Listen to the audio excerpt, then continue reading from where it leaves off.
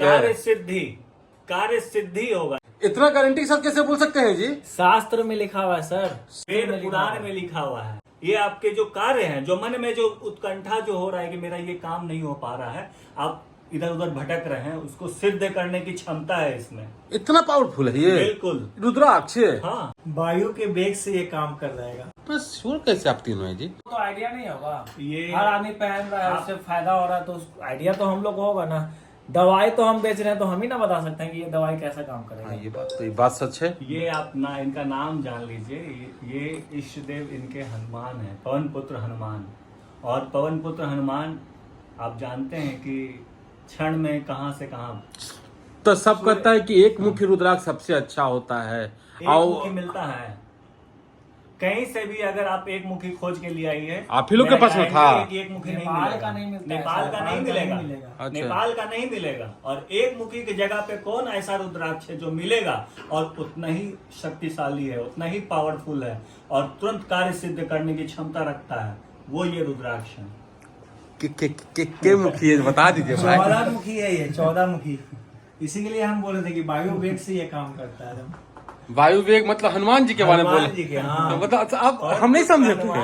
पवन पुत्र हनुमान जी का है। अच्छा, तो 14 मुखी रुद्राक्ष में इतना पावर है जी। अगर आप सिर्फ जो है ना गणेश रुद्राक्ष से स्टार्ट करके 2, 3, 4, 5, 6, 7, 8, 9, 10, 14 मुखी तक पहन लीजिएगा ना, तो सर्व कार्य सिद्धि के लिए होता है। सारा आपका काम सिद्ध हो जाएगा, बहुत एनर्जी आएगा, बहुत ज्यादा। देखिए, मेरा गारंटी है कि वे वही पहनेंगे ही जिनका की कार्य सिद्ध होना है, जिनके भाग्य में लिखा है कि उनको सफल होना है, वही ये पहन पाएंगे। क्या बात करते कितना भी कोशिश करेंगे वो पहन ही नहीं पाएंगे। सच में? सही चीज मिलेगा ही नहीं उनको, या उनका मति भ्रम हो जाएगा, वो पहन ही नहीं पाएंगे। टाइम के बाद पहनेंगे। ये अगर पहन लेंगे तो निश्चित रूप से सफल होना ही होना है, क्योंकि हनुमान जी का जब कृपा हो जाता है, उनकी जब कृपा हो जाती है, तो साक्षात प्रभु श्री राम की कृपा हो जाती है, माता सीता की कृपा हो जाती है, राम दरबार की कृपा हो जाती है। और भगवान राम का जब कृपा हो जाएगा, हनुमान जी का कृपा हो जाएगा, भोले बाबा का कृपा, रुद्र अवतार हैं हनुमान, तो जब कृपा हो जाएगी, और उनके गुरु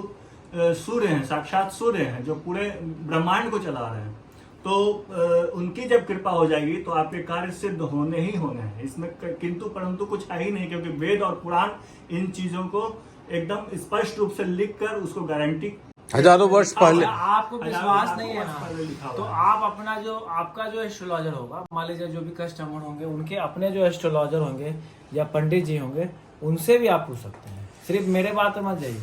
हमारा जो एस्ट्रोलॉजर है, हमारा अनुभव भी है, क्योंकि हमारे जो इनको धारण किए हैं, उनसे स्वयं हम लोग इस चीज को जानते हैं, देखते हैं, तो इसलिए भी हम लोग का अनुभव है इस चीज को लेकर।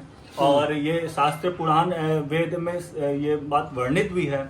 और इसका जो हनुमान जी की पूजा तो आप जान रहे हैं कि कलयुग के देवता हैं, कलयुग के राजा हैं, तो बिल्कुल ये सत्य है, इसमें किंतु परंतु वाला कोई बात ही नहीं है। तो किसी भी व्यक्ति, विश्वास जरूरी है, कोई भी व्यक्ति पहन सकता है इसको, कोई भी पहन सकता है, किसी भी राशि का व्यक्ति जरूरी है, क्योंकि हनुमान जी की कृपा तभी प्राप्त होती है जब आप पूर्ण विश्वास के साथ उनके शरण में जाते हैं।